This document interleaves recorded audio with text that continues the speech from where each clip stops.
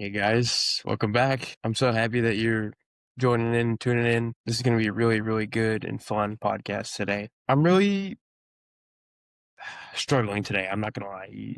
It's been a long day. I'm recording this as of 4 o'clock on Wednesday, and it's been a long day. I mean, it's been raining. I got soaked on the way here to the library.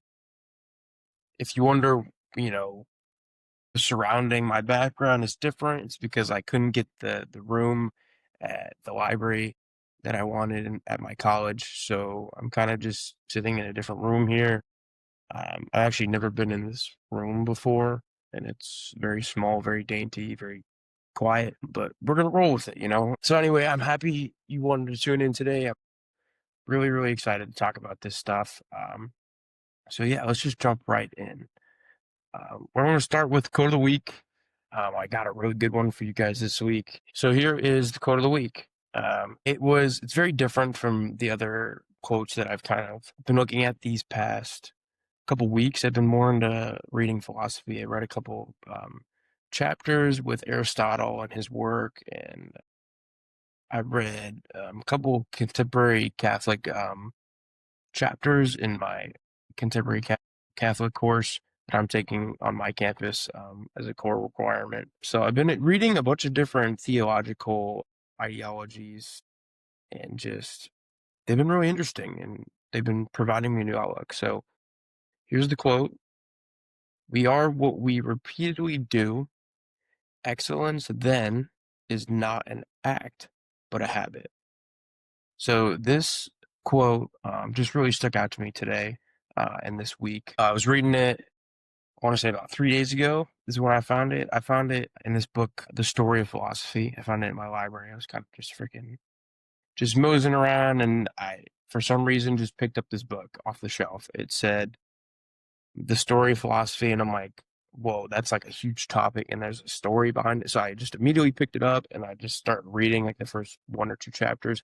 Now I eventually put the book down, and I was like, I gotta go do my own stuff. But that's kind of where that came from. I just picked it up and was interested in it. I'm probably eventually gonna go back and check that book out and actually read the entire thing. So, but again, we are what we repeatedly do.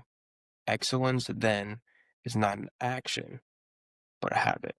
So this was attributed to Aristotle, but written by the historian Will Durant in the book The Story of Philosophy. So I don't know, I just thought that quote was really, really good.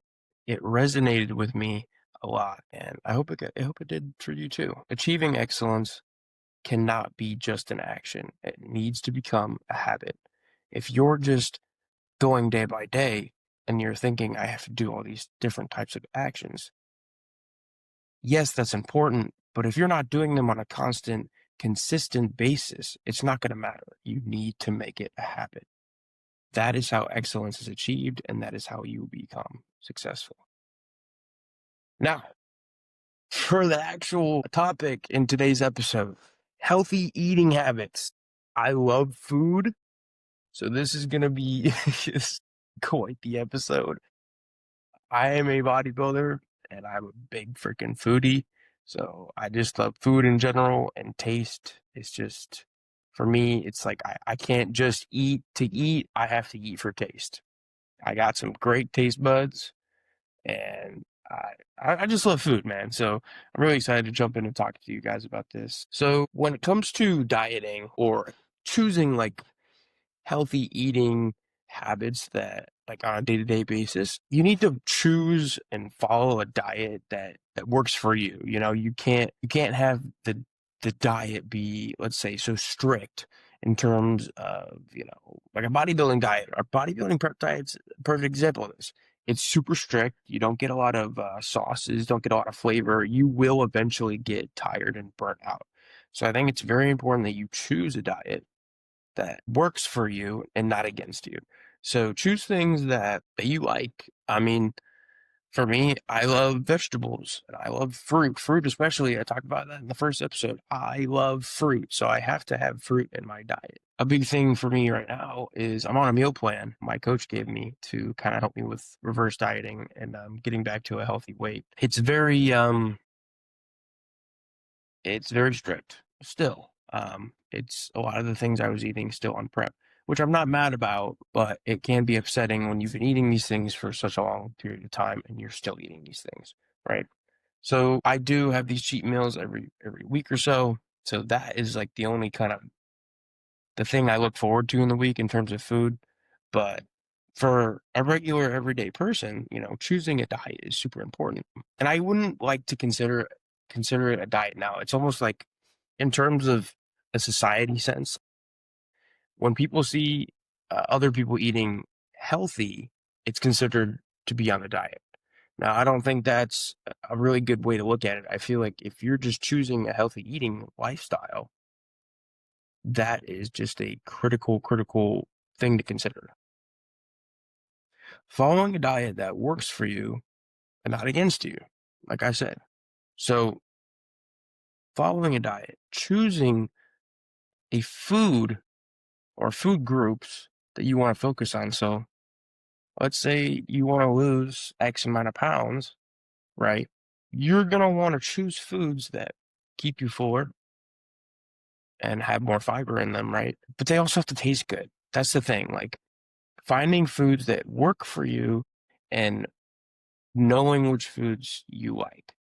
That's how you create a baseline for a meal plan you want to make for yourself. Or let's say you're a coach and you want to, you know, give a meal plan to a client.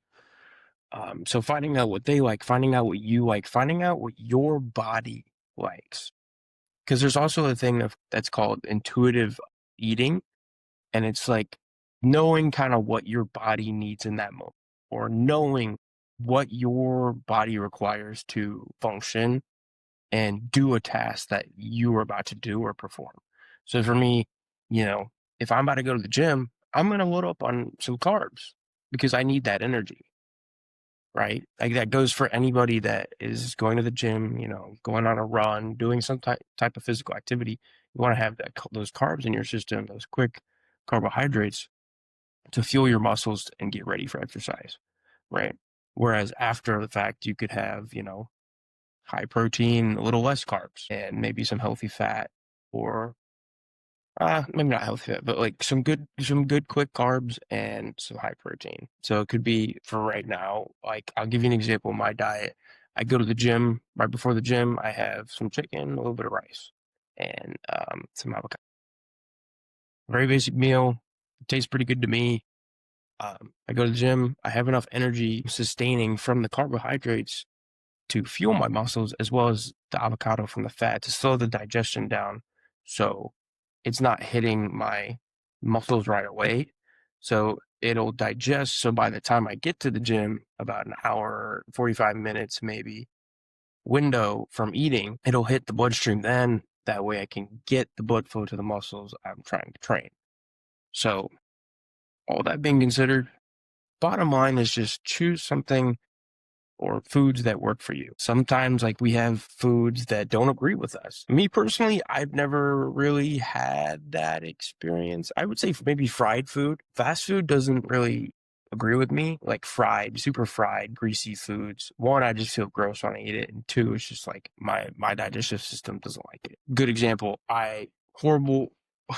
I'm not going to get like too into it, but I remember going to Cedar Point and it was really late at night. And this was like, I don't know, this is when I was in like middle school. I went to Cedar Point with a buddy of mine, and we came back from Cedar Point, and we got Taco Bell.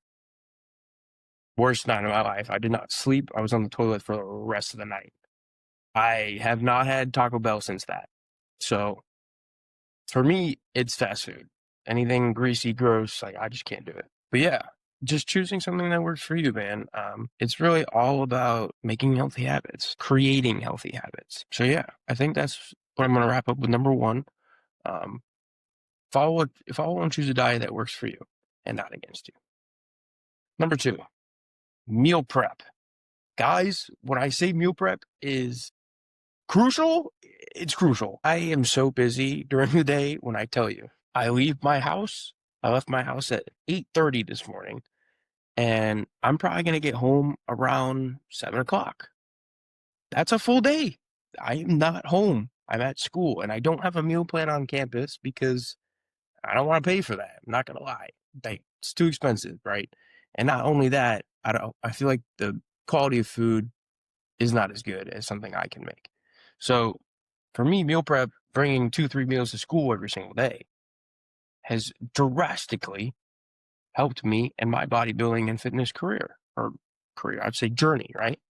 So when I make these meals, now I'm still struggling with the time frame because a lot of people buy all their food and then they prep it all on Sunday. I eat a lot of food still, so like I eat a lot of chicken, I eat a lot of ground turkey, rice, like stuff like that. I go through food a little bit more quickly than the average person, so I get through to about Wednesday, Thursdays when I kind of run out of food and I have to go to the store on Thursday. So I break it in the middle. So it's like Thursday, Sunday, I'm getting food every single day. And I usually prep my food in the morning before I go to school. I don't. Everything's like usually cooked and ready to go. I just have to put it all together, which doesn't take as long. It might take me 15 minutes to do, but it is really nice to have it already done and prepped where you can just take it out of the fridge. It's nice and convenient. You put it in your bag and you take it to school, right? Or if you're a little older listening to this, right? And if you're in the job force, professional field or whatever, bringing just 1 to 2 meal preps with you to work that you made either the night prior or you made on that following Sunday, Saturday, that weekend, right? So that can further help your nutrition goals and help you lose weight or help you gain weight if that's what you're trying to do. Getting enough protein in, carbs, fat to further fuel your body. I mean, it's not just your muscles. I keep saying muscles, but it's really just fueling your body as a whole so you can keep all the bodily functions that you have present, keep them going, keep them working. So meal prep is huge, huge, because it's just convenient, right? When you think about it, I mean, if you don't meal prep, right? I haven't gone like probably a good 10, I haven't probably gone about 2.5 years without meal prep, without going to school or even work. I'll bring meals with me to work. So it's been about 3 years since I haven't done that. So it's just been I've created this habit. Like I said in the first one, creating a habit of meal prepping so I can have that nutrition throughout the day. So when I go to work out, I have the nutrition from the previous hours in the day that I can go and have an effective workout.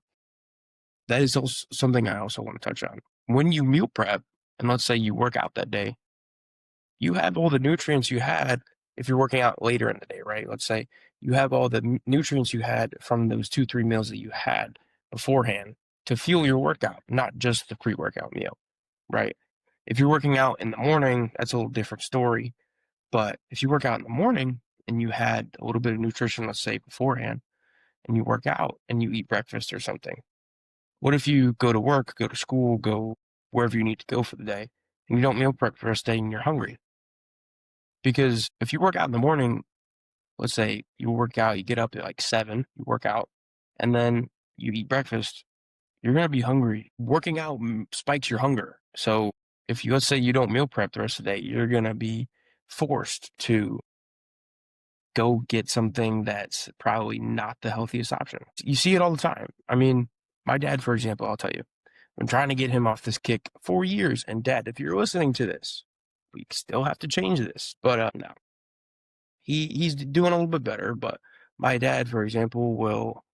The other day, I saw him take a protein shake with him um, to work, which I was really, really happy to see. But a lot of the times, he doesn't meal prep his stuff. He just goes to work and he's always on the road for the entire day.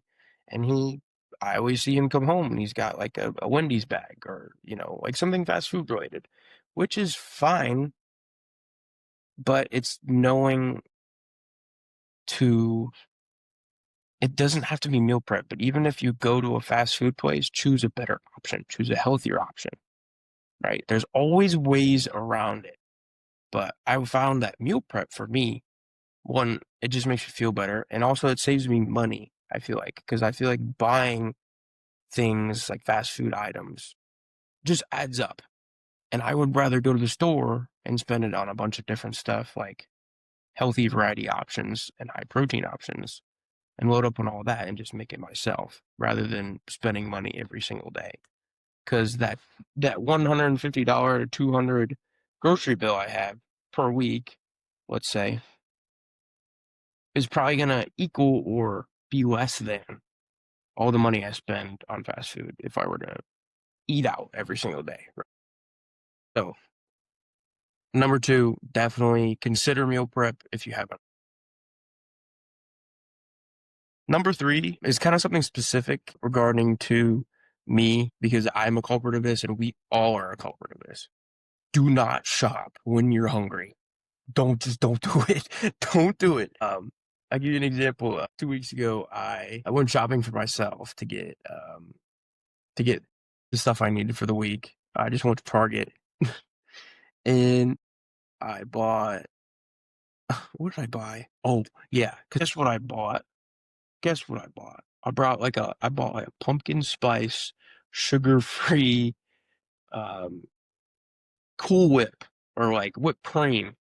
I bought pumpkin puree. I bought like all this unnecessary stuff.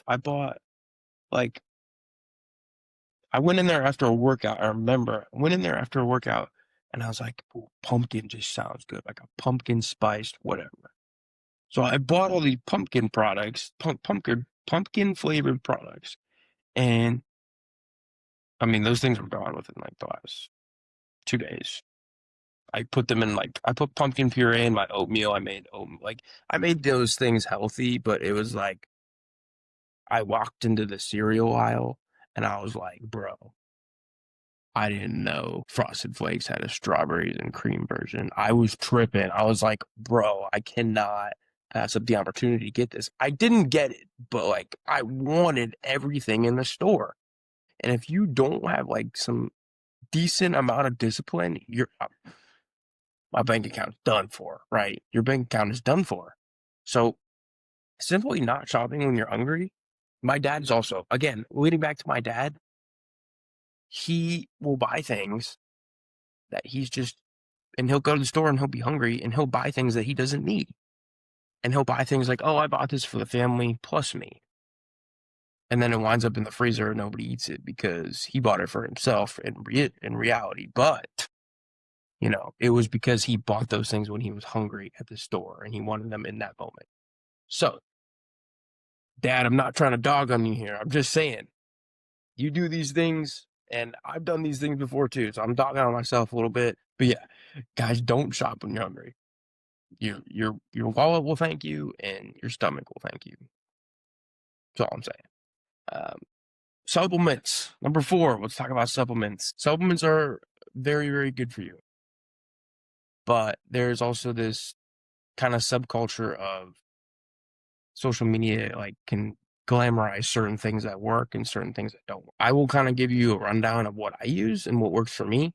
It might not work for you. So don't just like emulate off of what I use, but I'm gonna give you reasons of kind of why I use these things and what I use on a daily basis. So the first supplement I use, it's like the basic bread and butter of the fitness industry, protein powder. Protein powder for me allows me to get my protein in, essentially. It's one of the ways I get protein in. For example, I make oatmeal. I love oatmeal in the morning. I will put, 50 grams of oats, which is about a cup of oats, and I'll put about 2 scoops of protein in it, and I'll just put some berries and maybe a little bit of peanut butter, like a little bit of peanut butter for some fat. Yeah, so that's just an example. You could put them in shakes. They're good for post-workout. They're good at any point during the day, practically. I would argue that protein powder is one of the more cleaner options. Obviously, invest in a good protein powder. And the way you do that is just looking on the back of the ingredients, kind of seeing the less. I always look at the ingredients as in the less the ingredients, the better. Some popular brands you could look into: Dymatize, ISO 100. You can find it at Walmart. Great. They have great flavors. Fruity Pebbles is awesome. I have that right now. Rise. Rise is a great example. Rise has plenty of good tasting proteins that'll curb your kind of cravings. My favorite is probably their blueberry muffin or their Skippy. Those two are really good in oatmeal. Transparent Labs is like all natural, grass-fed whey protein. It comes from the farm, like directly from the farm. It's like really top tier good protein. So those are probably the three brands I'd recommend. But yeah, definitely protein powder.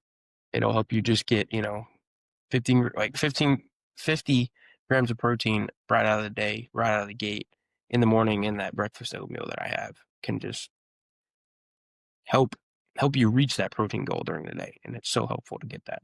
And especially the flavors, dude. They be coming out with crazy flavors. Have you seen the pumpkin spice one from Rise? I tried to buy that and it sold out in like, I don't know, a couple hours and I couldn't get to it in time. And I was so disappointed. Anyway, next supplement I kind of want to talk about. It's so widely studied, so good for you. I mean, I've seen so many health benefits.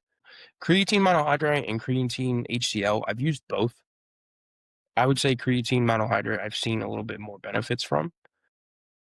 And the main difference is it's just like different synthesized version. They do pretty much the same thing, but creatine monohydrate is like more potent in terms of its effects. So creatine monohydrate, if you don't know what that is, a couple benefits of it is to pretty much get water into your muscles. It can cause water retention, but it rehydrates your muscles. It helps you put on mass. It helps you with endurance in the gym. It helps with, I've seen cognitive and memory and helping with your brain and your brain health. And I've also seen it's just good for strength output as well.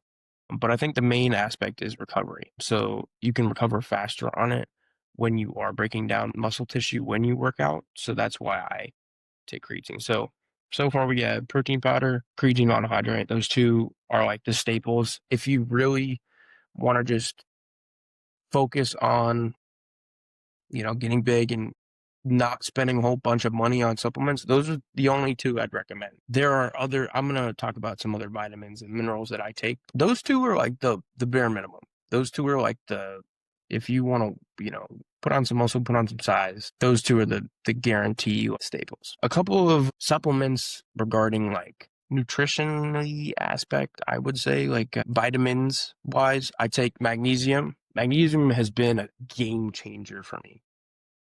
Number one, it helps with my digestion. So let's say I have a massive cheat meal, it helps get through that. I've been taking it in the morning. I've also been taking it at night. So it actually helps relax your muscles. It helps with recovery. I'm able to really chill out and calm down. Like after a long day, I take that before bed and it just knocks me out. So that one's really, really good for you. If you ever consider it, like I said, magnesium's good for digestion. That's really good for relaxation in your muscles and just full on recovery. So magnesium, really, really good. I also take fish oil just to get some extra fat in your diet. I take it for joint health. I already have pretty good mobility and I work on it daily, but it just adds some extra support and more lubricant in my joints, basically. Makes me more nimble, more able to do things, right? Vitamin D3. Vitamin D3 is a big one. I take that for muscle health, brain health, bone health. If you do, vitamin D3 is like, you need to get on it because especially living in Ohio, we don't get a lot of sunlight anyway and the benefits from sunlight. So I think adding it into my kind of vitamin stack or daily supplements for the day just kind of completes the entire thing. And then I always take like a multi just to, if I'm deficient in anything, I'll just take that. So that's kind of my vitamin stack. It's just magnesium, fish oil, vitamin D3, and a multi. That's all I'm really taking for supplements, like I said, plus protein powder and creatine, but you don't have to take any supplements. You really don't. I would recommend a multivitamin. That's it. But I would say the staple is protein powder, creatine, and maybe a multivitamin. Those are the only three you really, really need. I take the others just because I've seen benefits from them and I think they work for me. So yeah. Number 5, everything in moderation. Everything in moderation. Let me repeat that. Okay. I've had several instances where people go, Ryan, why are you eating that? And I'd be eating like, I don't know, some ice cream or something. They'd be like, that's not a diet. And I'm like, Okay. Like that's so annoying. That's so annoying to me because they don't see the entire week that I've dieted, you know, to be able to have a little bit of ice cream, right? They don't see that. They just assume, oh, because I'm on a diet, I can't have anything. No, you can have fun foods. You can have some of the food that you want. You just can't have it all the time. That's why I'm stressing the moderation part, right? So I'll give you an example. I'm going out to breakfast with my family on Saturday, this Saturday, when this episode airs. I'm so excited for that because I love pancakes. Pancakes is one of my favorite foods on the planet. Okay. Love everything about pancakes, even French toast. But you know what? Side topic before I go into further into the story. Down in the comments, are you a pancake, waffle, or French toast or crepe kind of person? Me personally, I love them all and I'd eat them all. But pancakes is like number one for me. A good flapjack always hits. Anyway, like I was saying about moderation, I'm going out to eat on Saturday to have just to have a good breakfast with my family, and I'm having some pancakes.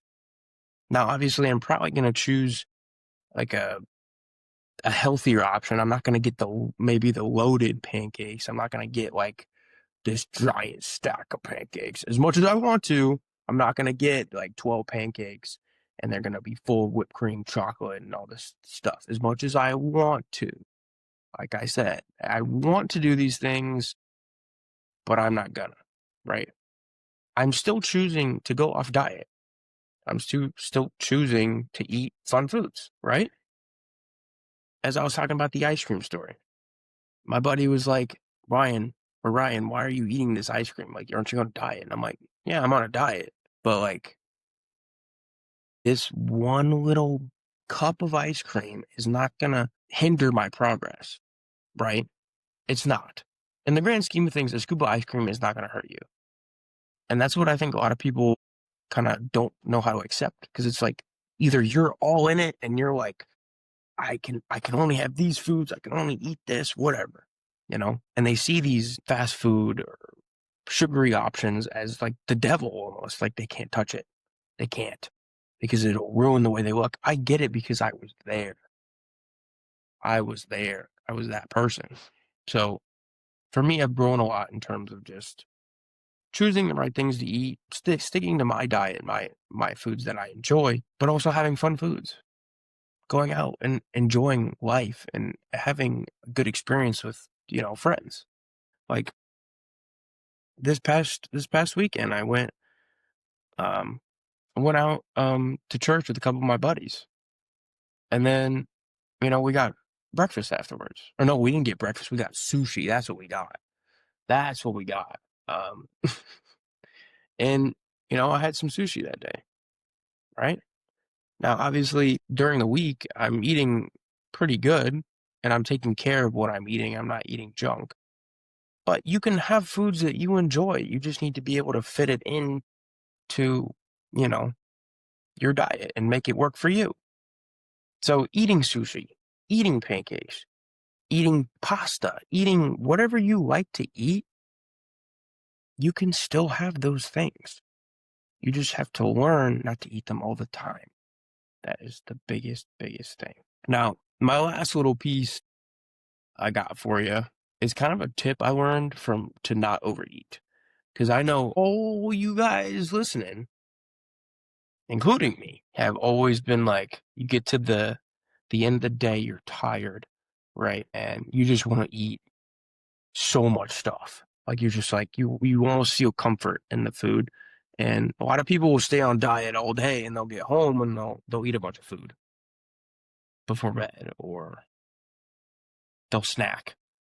Um, like the midnight snacks. Like people will stay up later and they'll just start eating, and those calories and those snacks add up over time, and they add up drastically on how many like blindless calories we consume. So, like for example, like I'm not saying this is me, but actually no, I am going to say this is me because I've probably done this at some point when I was a little younger. You watch a movie late at night, you're gonna watch snacks for it, right? And then You pause it, it's about 10:30, maybe 11. You eat more because it's late. You're getting hungry. And then midnight rolls around, you finish the movie, you're like, I'm still kind of hungry. I want to eat this. And you eat a bunch of random snacks before bed. And those add up a lot of calories. So something I've kind of learned, and it's really helped me kind of manage that because I've definitely done that before, is brush your teeth well before that. Because if you brush your teeth, right, you're not going to want to brush your teeth again. So for me, it's like you come home from the gym or wherever you're coming from, come home from the day, you eat your last meal, you eat dinner, right?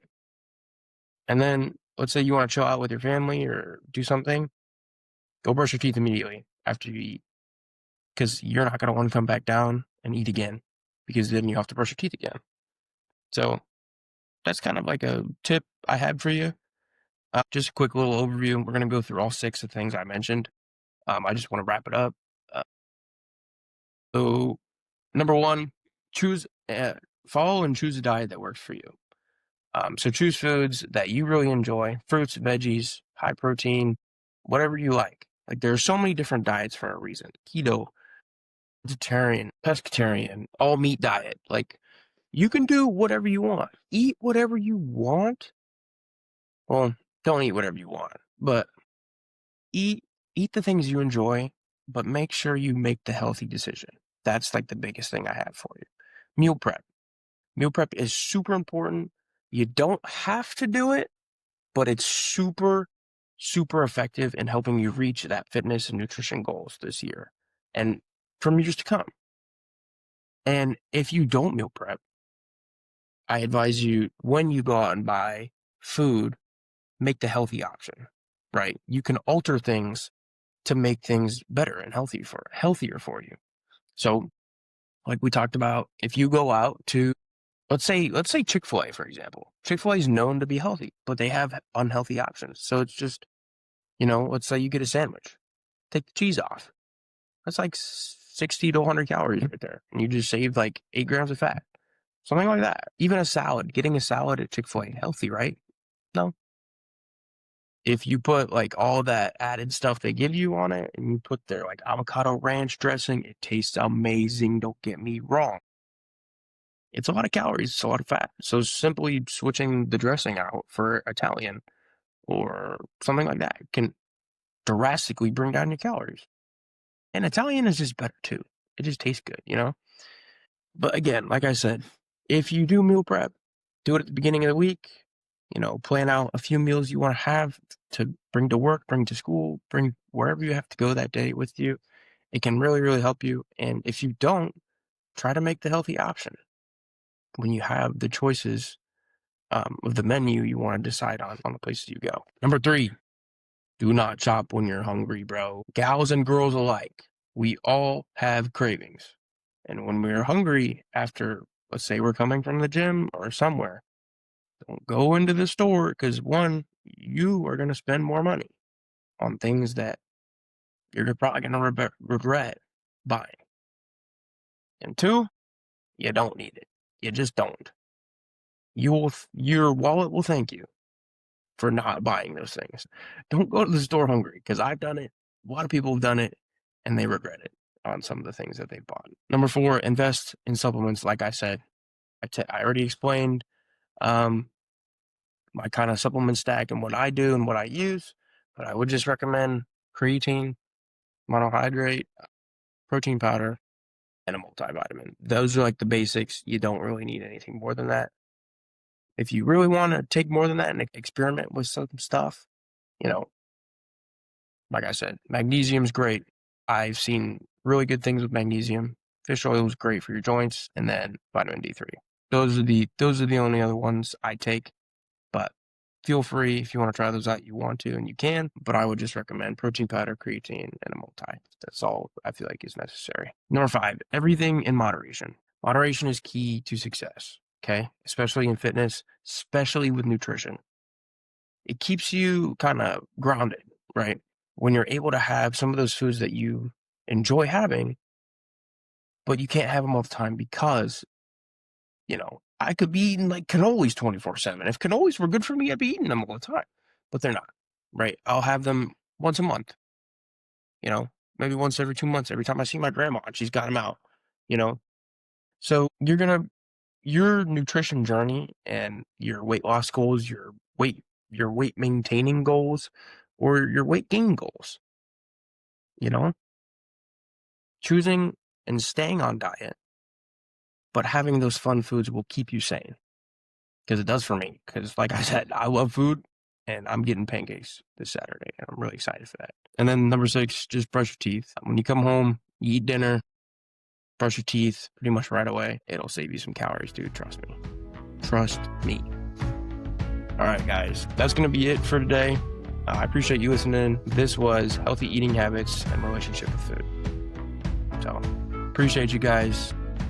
I'll see you in the next one. Peace.